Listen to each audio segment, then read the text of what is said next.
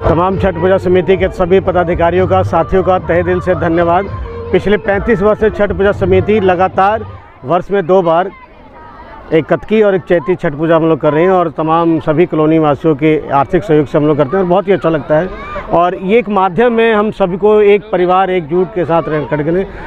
छठ पूजा एक ऐसी पूजा है जिसमें डूबते हुए सूरज को यहाँ पर अर्घ दिया जाता है और विशेष रूप से ये पूजा बहुत ही महत्वपूर्ण है क्योंकि इसमें किसी बिना पुरोहित के भी पूजा किया जा सकता है, चाहे वो किसी भी जात धर्म का हो, चाहे वो कोई भी गरीब हो अमीर हो, सभी आदमी एक तट पे एक प्रकृति की पूजा करते हैं। बहुत ही अच्छा लगता है जी। क्या मैसेज देना चाहिए आप? तमाम सभी क्षेत्रवासियों से, ककरोला वार्ड के तमाम साथियों से मेरा निवेदन है, प्रार्थना है कि जिस प्रकार प्रकृति के लोग बढ़ रहे हैं और प्राकृतिक पूजा को वो विशेष रूप से जो बढ़ावा दे रहे हैं, जिसमें किसी भी, चाहे वो अमीर हो, गरीब हो, चाहे वो कोई भी हो, वो सभी एक ही डाल में, एक ही पात पे और एक ही मंच पर और एक ही पूजा स्थल पर आकर जो पूजा करते हैं, बहुत ही एक अद्भुत दृश्य होता है जो कि सभी जो व्रत के जो यहाँ तक कि जो प्रसाद और सामग्री भी होती है वो भी प्राकृतिक रूप से होती है, जिसमें किसी भी प्रकार का मिलावट नहीं होता।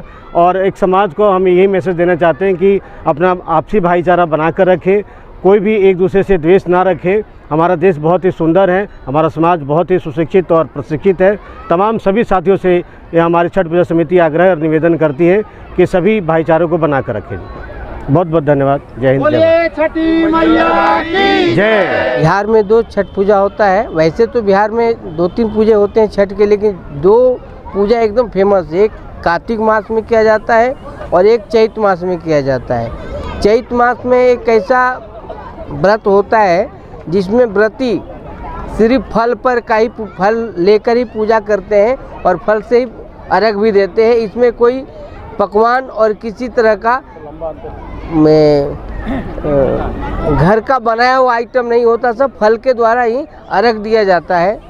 और बिहार ही एक ऐसा प्रांत है जो पूरे वर्ल्ड को एक मैसेज देता है कि हम उगते हुए सूर्य को भी नमस्कार करते हैं और डूबते हुए सूर्य को भी नमस्कार करते हैं। हम अच्छे में भी आपको याद करते हैं और हम बुरे में भी याद करते हैं। बिहार की एक खास तर पहचान है और इसको लेकर हम हर एक जगह में, पहले तो हम बिहार में पूर्वांचल में इस छठ पूजा को लेकर प्रचार प्रसार था, अभी पूरे वर्ल्ड में कई देशों में भी छठ पूजा होता है और छठ पूजा का महिमा का बखान हमारे प्रधानमंत्री जी, मुख्यमंत्री जी, बड़े बड़े लोग करते हैं। और इसका महिमा इतना अपार है कि यहाँ कोई भेदभाव नहीं है, छोटा बड़ा, किसी बिरादर का हो, किसी समाज का हो, सबको यहाँ आता है और माथा टेकता है।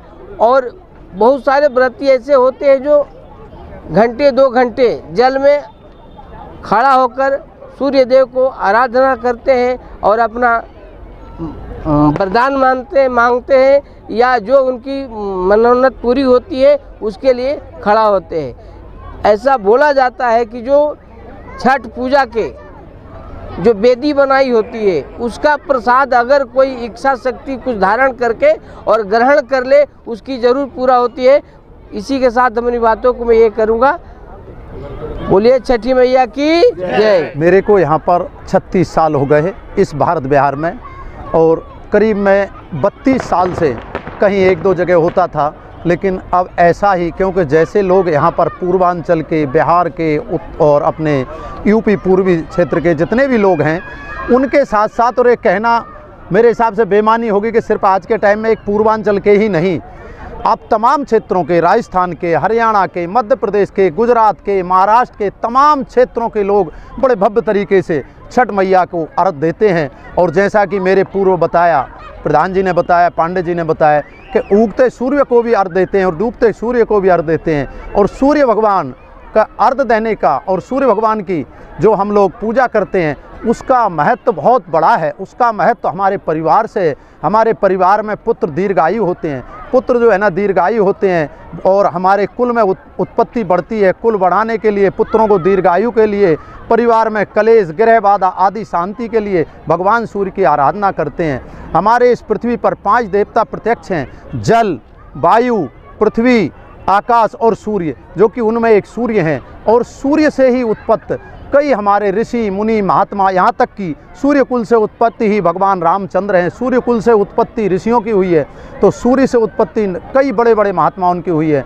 इसलिए सूर्य को अर्घ दिया जाता है। सूर्य उत्पत्ति बढ़ाते हैं, सूर्य कुल में वृद्धि करते हैं, सूर्य सुख समृद्धि देते हैं। और मैं सभी से आग्रह करूँगा, आग्रह ही क्या करूँगा, मैं तो देखता चला आया हूँ कि इस छठ पर्व पर जैसा मेरे पूर्वी बताया, कोई जाति पाति का भेदभाव नहीं होता है, क्योंकि हम सभी सनातनी, मैं तो यहाँ तक मानता हूँ कि पूरा विश्व ही, हम सभी एक ही संतान है, हम सभी ऋषियों की संतान है। हम में कोई ना छोटा है ना बड़ा है, ना हम में कोई ऊंचा है ना नीचा है, ना हम में कोई भेद है ना भाव है। इसी में अपने विचारों के साथ सभी के लिए बहुत बहुत मंगल कामनाएं। बोलिए छठी मैया की जय।